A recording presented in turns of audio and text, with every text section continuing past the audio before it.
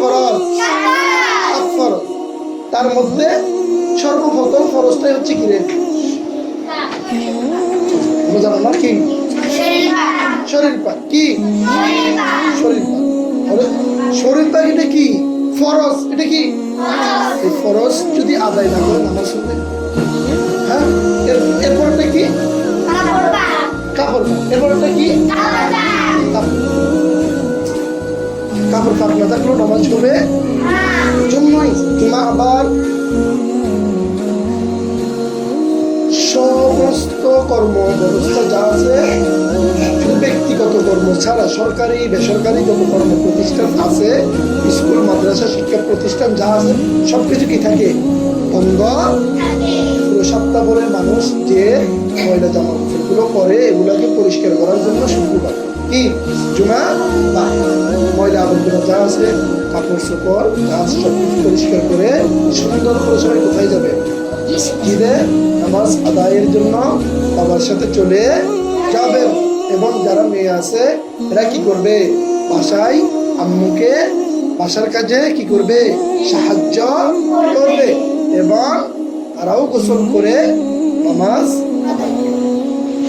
বুঝাইতে পারছি? বুঝাইতে পারছি? হ্যাঁ, আমার কথা বুঝেন নাই কে কে?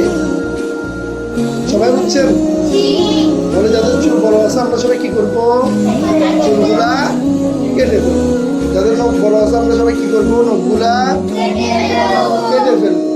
এরকম শরীরের যত জায়গায় যা কিছু আছে কাপড় চোপড় সব কিছু আমরা কি করবো? পরিষ্কার পরিচ্ছন্ন করে ফেলবো। এরপরে একটু সুগন্ধি একটু আতর লাগিয়ে তারপর সুন্দর করে একটা জায়নামাজ নিয়ে আজানের পর সবার আগে কোথায় চলে যাব? মসজিদে চলে যাব। এই সবাই বসবো, বসে খতিব সাহেব যে বয়ানগুলো করবেন, যে আলোচনা করবেন, সেটা মনোযোগ সহকারে শুনবো। তিনি কি বলতে চাচ্ছেন, কি বুঝাইতে চাচ্ছেন, হ্যাঁ, এটা ভালোভাবে মন দিয়ে শুনলে ওখান থেকেও শিখার অনেক কিছু থাকে। এরপরে খুতবা শোনা ওয়াজিব।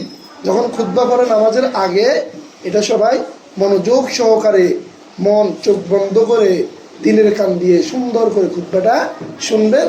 এরপরে নামাজ আদায় করে তারপরে বাসায় এসে বাবা মায়ের সাথে একসাথে বসে খাওয়া দাওয়া করে, অন্য দিন তো হয়তো এরকম হয় না, দুপুরবেলা সবাই সবার বাবা বাবার সাথে খাইতে পারে না, কিন্তু শুক্রবারে সেটা হয়।